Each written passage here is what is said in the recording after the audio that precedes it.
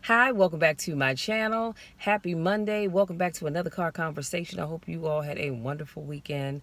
I certainly did, but y'all know me. If I don't do anything at all, it's still a wonderful weekend. So let's jump into today's topic. Today's topic is, what does God see in you? Don't look around. Don't look to your left or to your right. I'm talking to you. What does God see in you? See, because I've come to understand what people see in you, that's what God sees in you as well. So when you walk around here and you're being nasty, mean, and ugly, and we see that, trust me, God sees it too. So number one, when God sees confidence in you, that's what other people see in you. Do you understand what I'm saying? You walk around here looking like you're unsure of yourself and you're never confident. Because some people, they do look like that all the time. And whether they are or aren't is a whole other story, but they look like it. You ever have someone have to get up and speak in front of a group and they look like they are so afraid, and nervous? Oh my goodness, because they really are. And what's on the inside is coming out on the outside. So let me just give you this piece of information. If ever you have to get in front of a group and speak, I don't care how nervous you are, never let them see you sweat. You get up there and you talk with boldness. You speak with confidence. Even if you're shaking on the inside, don't let them see you shaking, okay? Number two, when God sees insecurity in you, that's what other people will see. And then unfortunately, we do have a lot of people in this world that are insecure. And sometimes it's all in their minds. Most of the times, I should say, it's all in their minds. Again, be confident in who you are. Be confident in what you have to say. Because people are going to do one or two things. Either they're going to like it or they're not. And there's nothing you can do about that. But you go and be the bold you that you can be. Number three, when God sees hatred in you, that's what other people see. See, I believe that God sees those things, all of these things in us before man sees it ever. Okay? And I don't know how you feel or how you think, but I'm going to tell you, I'm just sharing what I see and think, or what I believe. I believe that God already sees those things in us. Man gets to see it later on, but God already knows it's there. So when you have hatred in your heart, God already knows about them. So be careful about that. Number four, when God sees deceit in you, that's what other people will see in you. And that's a big one right there. That is a big one right there. I'm gonna leave that alone because I try to stay away from politics, but that's a big one right there. So I need you all to work on removing that hatred and that deceit from your heart, because that's ugly. It's real ugly. Number five, when God sees your caring spirit, that's what other people see in you. I believe I have a caring spirit about me that other people see. And I've had people say to me, Michelle, I just love when I'm around you because you always have that caring spirit for other people.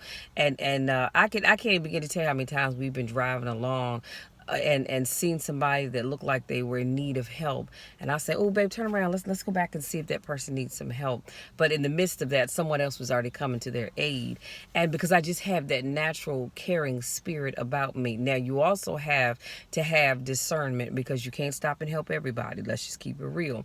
That's not the kind of world we live in anymore. So you do have to be careful about that. But like I said, when you have that caring spirit about you, God sees that. And trust me, if other people see it, God sees it. And here's your bonus. God is not going to bless you based on other people's opinions of you. And that's a good thing, because if the world, just take for example, all that we're dealing with right now, a lot of people in the world will look at me and see me as being black before they see anything else. And that's sad. That's sad, but that's just the world we live in. And so some would look at me and say, wow, she's a black woman. So automatically I can't trust her.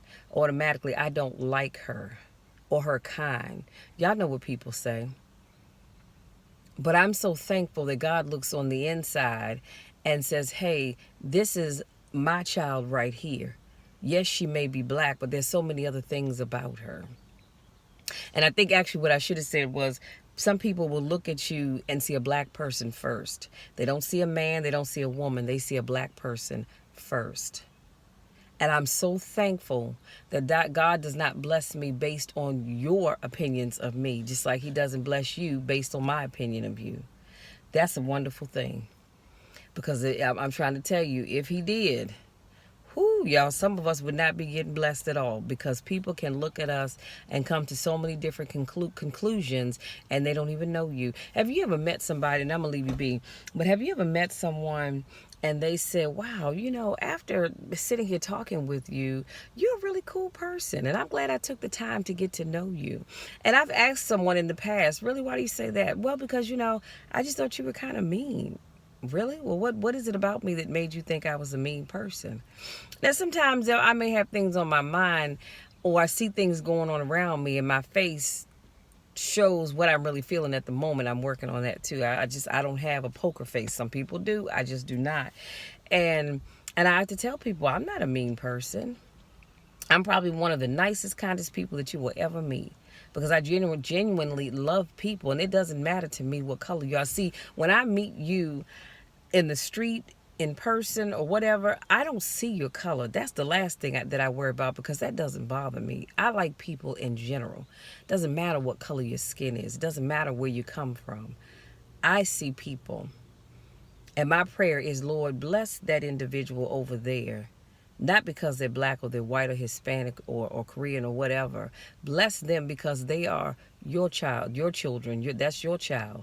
Bless them because I know that they are in need of whatever it is they need of. And whatever they are in need of, not because of the color of their skin, and not because I think that they are confident or insecure or they have deceit and malice in their heart. Now I can ask God to remove those things, of course, but I just said all of that to say that regardless of what people think about you, you keep doing what you need to do, because God is going to bless you based on the person that you are, not what other people think about you.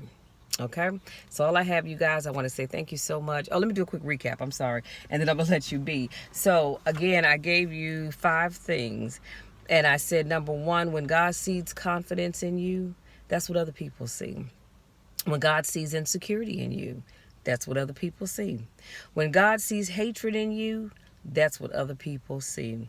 When God sees deceit in you, that's what other people see. And lastly, when God sees your caring spirit, that is what other people will see in you. So all I have, you guys. Thank you so much for giving me just a little bit of your time. Thank you for my newest subscribers. Thank you for those of you that continue to support me in all that I do. I love you all to the moon and back. And y'all know the drill. There's nothing you can do about it. Absolutely nothing at all, because I'm going to love you anyhow. Until our next car conversation, take care.